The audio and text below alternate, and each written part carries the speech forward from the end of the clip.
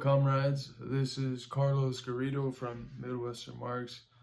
I want to talk to you today about the relationship of Hegel to Marx in terms of historical analysis.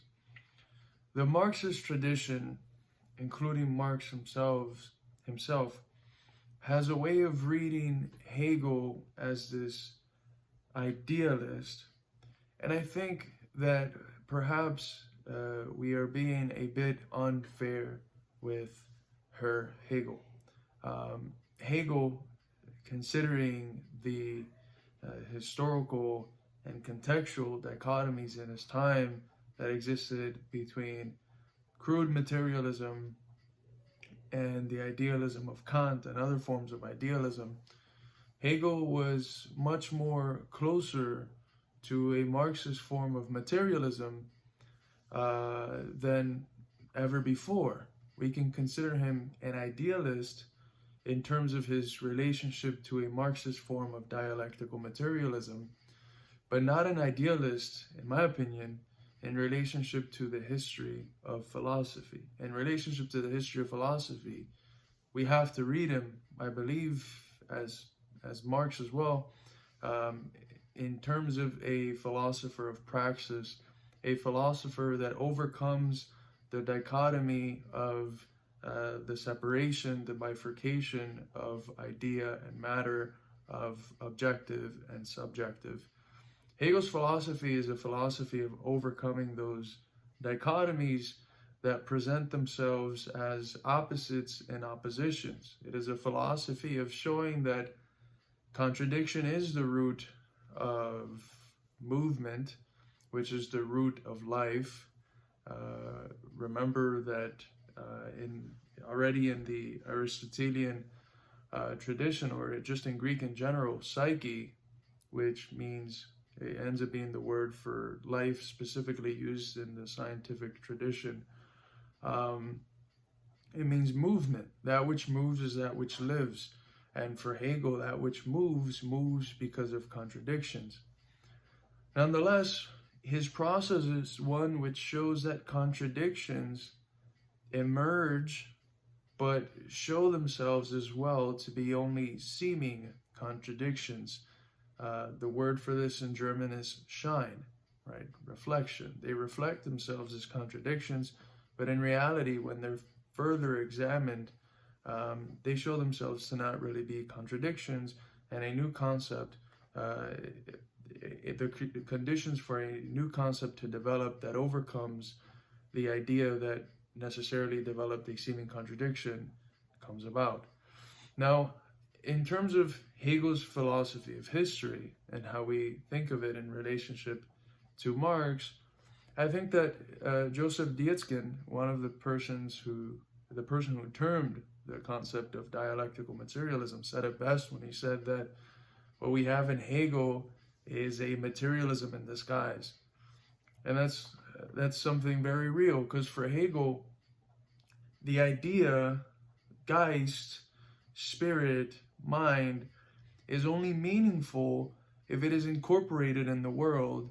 And the only way that it is incorporated in the world is through the will, through the activity of individuals, which are also social individuals, capable of embodying the universal.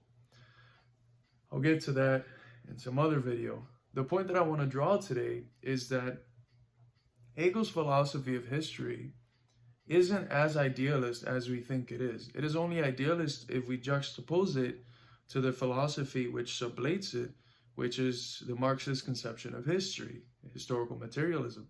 But when we think of it as a philosophy that develops 25 years before historical materialism is able to develop in note form with the German ideology, and I guess a year after with writing and then publication of the Communist Manifesto, Hegel's philosophy of history is pretty revolutionary. It posits that yes, there is this absolute idea that exists and externalizes itself into the world in such a way so that it does so very abstractly at first, And through contradictions, it is able to become more and more concrete, which simply means it is able to develop more and more determinations to the point where it has so many determinations and is conscious of all of these determinations to the point where it understands itself as this long process of the unfolding of the idea. But it is very easy to just say, well, he starts with idea, and matter is only a secondary that idea externalizes itself into. Matter is only there as almost the egg for the idea, and the idea is the sperm. I think this would be a very simplistic reading of Hegel's idea, because if you look at his analysis of abstract purity in other texts in his logical works, either the Science of Logic or in the first part of the Encyclopedia of Philosophical Sciences, you realize that for Hegel, that which exists in purity, that which exists in immediacy, that which exists in an indeterminate form, as he says the idea does before it externalizes itself, is absolutely empty. It's meaningless. And if you look at the logical works, he says it's equivalent to nothingness. Pure being for him is equivalent to nothingness. In its indeterminateness, it is indifferent to, it is completely indistinguishable, not indifferent. It is indistinguishable from nothingness. So if we take this to the realm of his philosophy of history, which starts, yes, with this absolute idea in that initial pure form, when it hasn't externalized itself, it's basically just nothing. So if we think of it, that nothingness, to what extent do you just say, well, okay, then we must start with the externalization of that pure idea into the world. And then we really have a process from the abstract to the concrete, which is something that resembles the dialectical materialist approach that appears all throughout Marx's work, and most clearly in Capital. With Hegel, you have that idea that is empty, and because it is in this empty realm of nothingness, it's forced to, in order to exist, in order to acquire meaning, in order to acquire content, and not just be formal and pure, it's forced to externalize itself into the world, and it does so through human will. And it develops through contradiction and through the overcoming, through Aufhebung, through the negation of the negation, the overcoming of these contradictions. And it gets to higher concepts, higher ways of understanding the idea, or of the idea understanding itself. But this idea is itself not something we ought to interpret as a Platonic idea. So Plato had a theory of forms in which what was really real was these universal ideas that existed in another realm, and material reality was just a reflection, an imperfect reflection of those ideas that existed in this pure other realm of the forms. That's not how Hegel is thinking of the idea. When he thinks of the idea, which he uses the word idea, or in German for spirit and mind, he uses the word Geist. I think the way that we should understand this is through the category of a Soviet philosopher, Evald Ilyenkov. He develops the category of the ideal, and the ideal is an objective realm of ideas, but it's not objective in the sense of it being tangible, in the sense of it being something you can touch. Is as objective as a commodity is. It is objective in the sense that it is embodied by the intercourse, by the relations of active social individuals. So when one uses the phrase, which is an example that Marcuse uses, and which is an example that the counseling editor for Midwestern Marx, Thomas Riggins, uses, when one uses the phrase, the spirit of an age, That's something that we can very well understand, right? When we speak of ideology in the Marxist tradition, we're speaking of the ruling ideas or the spirit of a specific age, right? When Frederick Jameson writes postmodernism or the cultural logic of late capitalism, he's speaking of the spirit of the age of late capitalism. He's speaking of what Evald Ilienkov would call the realm of the ideal, which is an objective realm, but objective in a different sense, not in a tangible sense, objective in the sense that it is grounded on human relations. And this is how we should think of Hegel's idea traversing through history, perfecting itself. It is growth in the idea, but the idea is embedded in human culture, in human social relations. Now, why is Hegel not a materialist for us Marxists? Well, because he is not concrete enough. Hegel's philosophy says you have to be concrete. He presupposes Lenin, or I'm looking for the word. He says almost before Lenin says it. Lenin has a clear formulation of we have to study the concrete concretely. This comes from Hegel, right? This comes from Hegel. But Hegel is not concrete enough.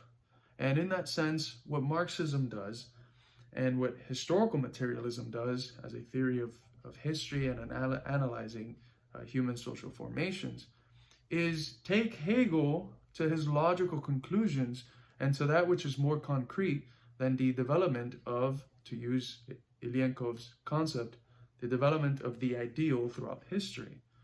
And what Marxism asks is the more concrete question, the more critical question, which is what does the ideal, or in Hegel's terminology, what does spirit, what does the idea, what does that presuppose? And as Marx says in the German ideology, the first historical act is the act of production. So what does idea presuppose in general? Well, it presupposes economics, the relationships that human beings have to each other and to nature in the production of the things that are absolutely necessary for their survival. Only after that is handled, only after that is guaranteed, can ideas begin to arise. And as that realm of economics begins to develop, and as the means of production and the relationships of production and the division of labor begins to expand and grow, only then do ideas begin to become more and more complex. Only then does that realm of the ideal begin to develop. And so Marx, in a way, inverts Hegel, because what Hegel is seeing as the contradictions that develop in the realm of the idea and that overcome themselves is really the contradictions that arise in objective material life in the realm of production that then become idealized, that are turned into the realm of the objective ideal in the natural process of human reflection.